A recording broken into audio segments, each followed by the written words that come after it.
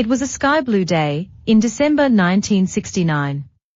It was the kind of time, in the life of a family, when something happens to nudge its hidden morality from its resting place, and make it bubble to the surface, and float for a while.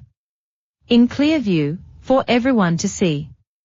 A sky blue Plymouth, with the sun in its tail fins, sped past young rice fields and old rubber trees, on its way to Cochin. Further east, in a small country, with similar landscape, enough bombs were being dropped to cover all of it in 6 inches of steel. Here in Armenum, however, it was peacetime, and the family in the Plymouth traveled without fear or foreboding. The Plymouth used to belong to Papachi, Rahel and Esther's grandfather. Now that he was dead, it belonged to Mamachi, their grandmother, and Rahel and Esther were on their way to Cochin to see The Sound of Music for the 3rd time. They knew all the songs. After that, they were all going to stay at Hotel Sea Queen with the old food smell. Bookings had been made. Early next morning, they would go to Cochin Airport to pick up Chaco's ex-wife, their English aunt, Margaret Kachama, and their cousin, Sophie Moll, who were coming from London to spend Christmas at Armenum. Earlier that year, Margaret Kachama's second husband, Joe, had been killed in a car accident. When Chaco heard about the accident, he invited them to Armenum. He said that he couldn't bear to think of them spending a lonely, desolate Christmas in England.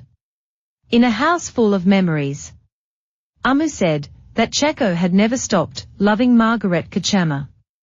Mamachi disagreed. She liked to believe that he had never loved her in the first place. Rahel and Esther had never met Sophie Moll. They'd heard a lot about her though that last week. From baby Kachama, from Kochu Maria, and even Mamachi. None of them had met her either, but they all behaved as though they already knew her. It had been the what will Sophie Moll think week. That whole week, baby Kachama eavesdropped relentlessly on the twins' private conversations, and whenever she caught them speaking in Malayalam, she levied a small fine, which was deducted at source from their pocket money. She made them write impositions. I will always speak in English. I will always speak in English, 100 times each. When they were done, she scored them out with her red pen to make sure that old lines were not recycled for new punishments. She had made them practice an English car song for the way back from Cochin. They had to form the words properly and be particularly careful about their pronunciation. Esther's full name was Isthapan Yako. Rahel's was Rahel. For the time being, they had no surname because Ammu was considering reverting to her maiden name, though she said that choosing between her husband's name and her father's name didn't give a woman much of a choice. Esther was wearing his beige and pointy shoes and his Elvis puff, his special outing puff. His favorite Elvis song was Party. He would croon when nobody was watching, strumming a badminton racket, curling his lip like Elvis. Esther had slanting, sleepy eyes and his new front teeth were still uneven on the ends. Rahel's new teeth were waiting inside her gums like words in a pen. It puzzled everybody that an 18-minute age difference could cause such a discrepancy in front tooth timing. Most of Rahel's hair sat on top of her head like a fountain. It was held together by a love in Tokyo, 2 beads on a rubber band, nothing to do with love or Tokyo. In Kerala, love in Tokyos have withstood the test of time, and even today, if you were to ask for one at any respectable all-ladies store, that's what you'd get, 2 beads on a rubber band. Rahel's toy wristwatch had the time painted on it, 10 to 2. One of her ambitions was to own a watch on which she could change the time whenever she wanted to. Her yellow-rimmed, red plastic sunglasses made the world look red. Ammu said that they were bad for her eyes and had advised her to wear them as seldom as possible. Her airport frock was in Ammu's suitcase. It had special matching knickers. Chaco was driving. He was 4 years older than Ammu. Rahel and Esther couldn't call him Chachan because, when they did, he called them Chaitan and Chaduti. If they called him Maven, he called them Apoy and Amai. If they called him uncle, he called them auntie, which was embarrassing in public. So they called him Chaco. Chaco's room was stacked, from floor to ceiling, with books. He had read them all, and quoted long passages from them, for no apparent reason, or at least none, that anyone else could fathom. For instance, that morning, as they drove out through the gate, shouting their goodbyes, to Mamachi in the veranda, Chaco suddenly said, "Gatsby turned out, all right," at the end. It is what preyed on Gatsby. Everyone was so used to it, that they didn't bother to nudge each other, or exchange glances. Chaco had been a Rhodes Scholar at Oxford, and was permitted excesses and eccentricities nobody else was. He claimed to be writing a family biography that the family would have to pay him not to publish. Ammu said that there was only one person in the family who was a fit candidate for biographical blackmail, and that was Chaco himself. Of course, that was then, before the terror. In the Plymouth, Ammu was sitting in front, next to Chaco. She was 27 that year, and in the pit of her stomach, she carried the cold knowledge that, for her, life had been lived. She had one chance, but she made a mistake. She married the wrong man. Ammu finished her schooling the same year that her father retired from his job in Delhi and moved to Imenem. Papachi insisted that a college education was an unnecessary expense for a girl, so Ammu had no choice but to leave Delhi and move with them.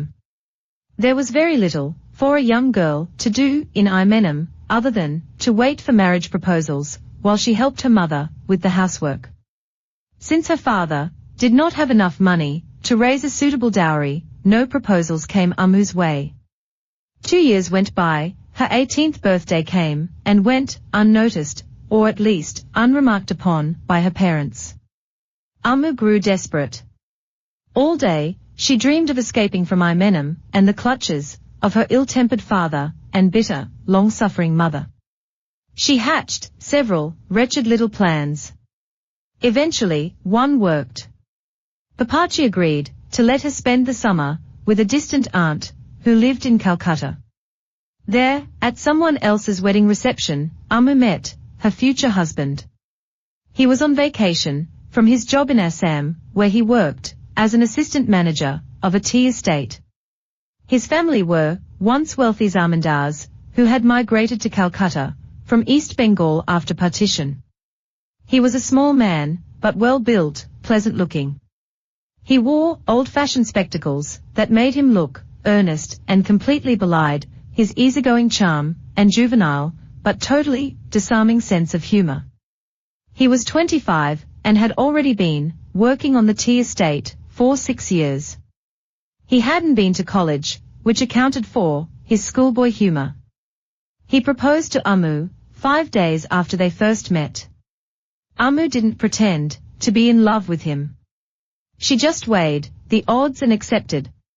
She thought that anyone at all, would be better than returning to Imenem.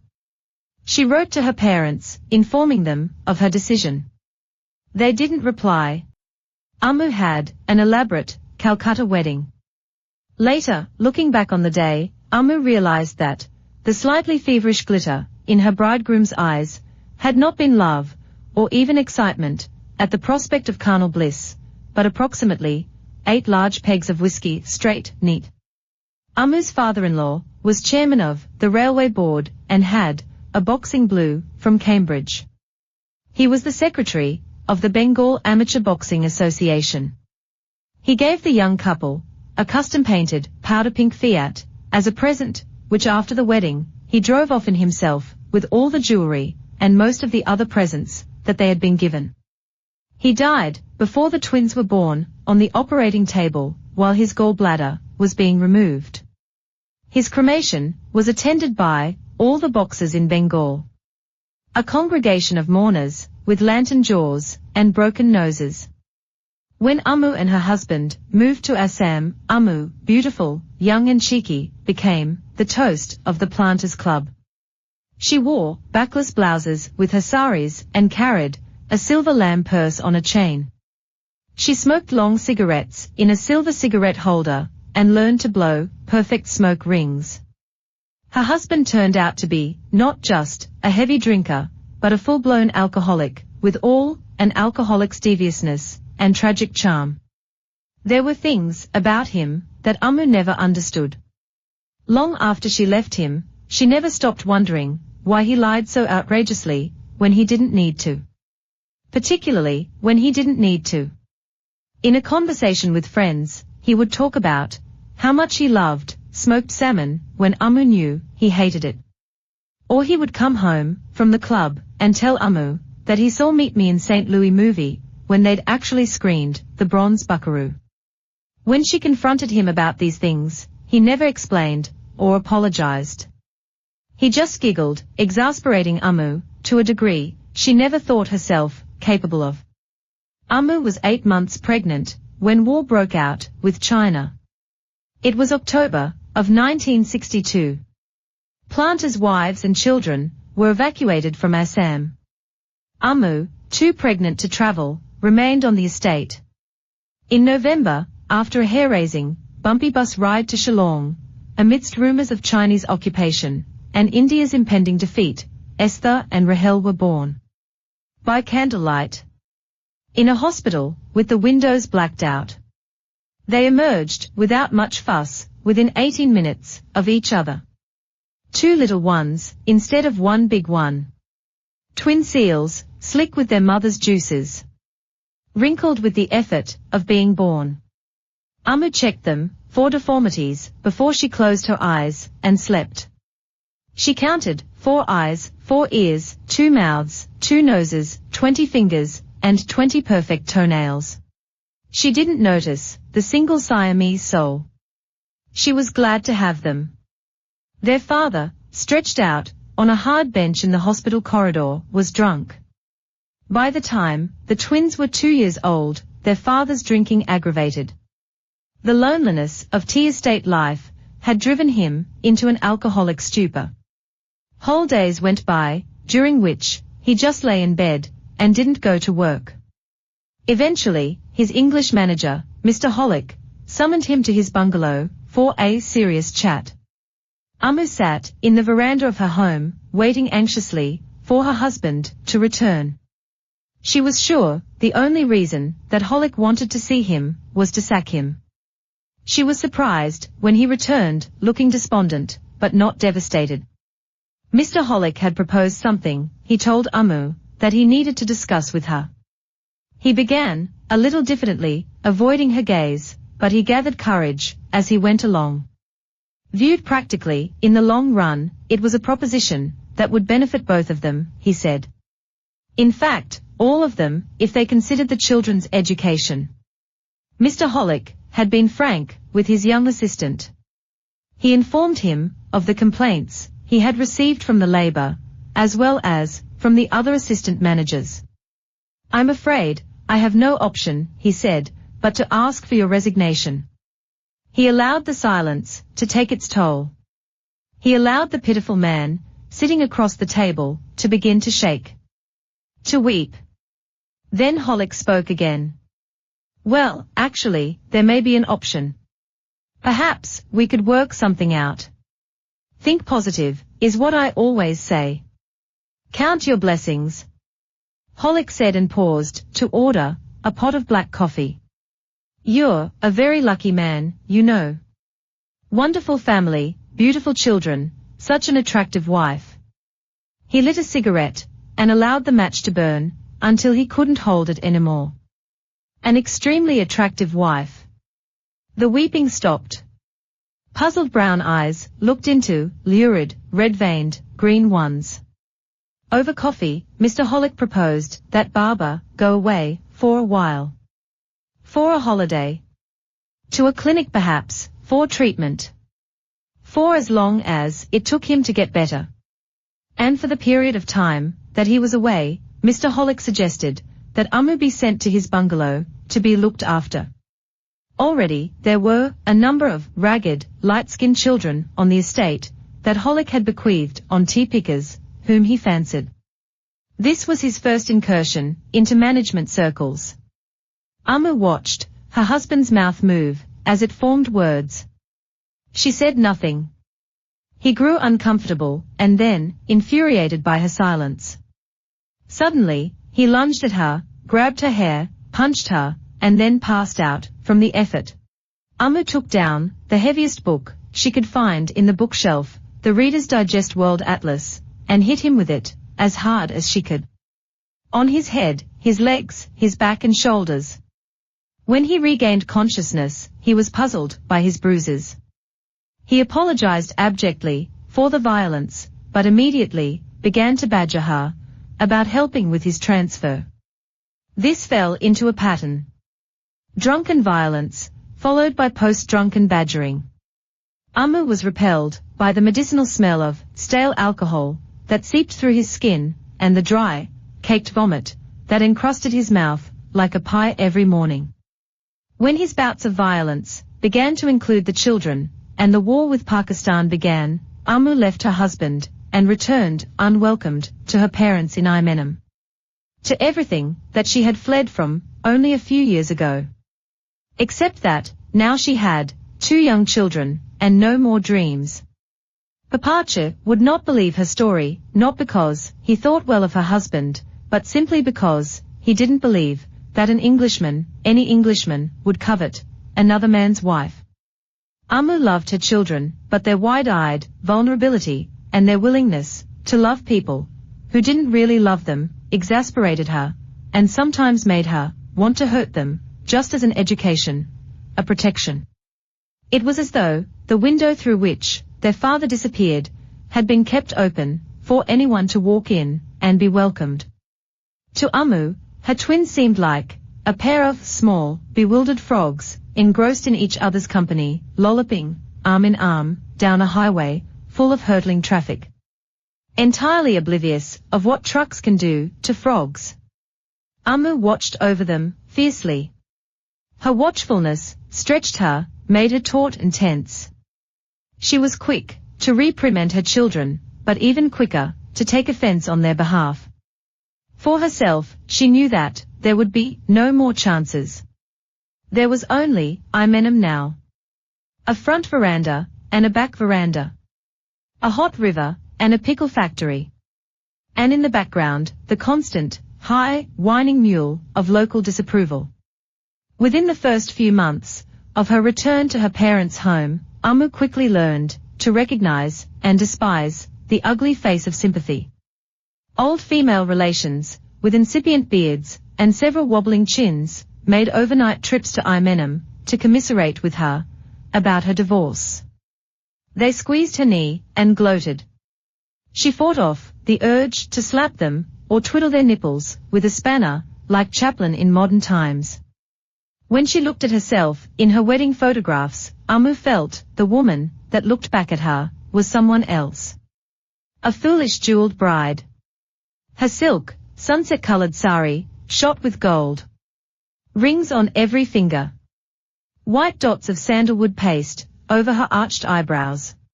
Looking at herself like this, Ammu's soft mouth would twist into a small, bitter smile at the memory, not of the wedding itself, so much as the fact that she had permitted herself to be so painstakingly decorated before being led to the gallows. It seemed so absurd. So futile, like polishing firewood. She went to the village goldsmith and had her heavy wedding ring melted down and made into a thin bangle with snake heads that she put away for Rahel. Ammu knew that weddings were not something that could be avoided altogether. At least, not practically speaking. But for the rest of her life, she advocated small weddings in ordinary clothes.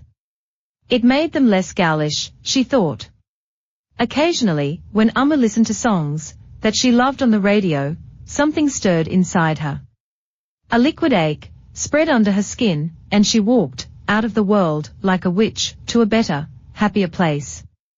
On days like this, there was something restless and untamed about her. As though she had temporarily set aside the morality of motherhood and divorcehood. Even her walk changed from a safe mother walk to another, wilder sort of walk. She wore flowers in her hair and carried magic secrets in her eyes. She spoke to no one. She spent hours on the riverbank with her little plastic transistor, shaped like a tangerine. She smoked cigarettes and had midnight swims. What was it that gave Ammu this unsafe edge? This air of unpredictability. It was what she had battling inside her. An unmixable mix. The infinite tenderness of motherhood and the reckless rage of a suicide bomber. It was this that grew inside her and eventually led her to love by night the man her children loved by day. To use by night the boat that her children used by day. The boat that Esther sat on and Rahel found.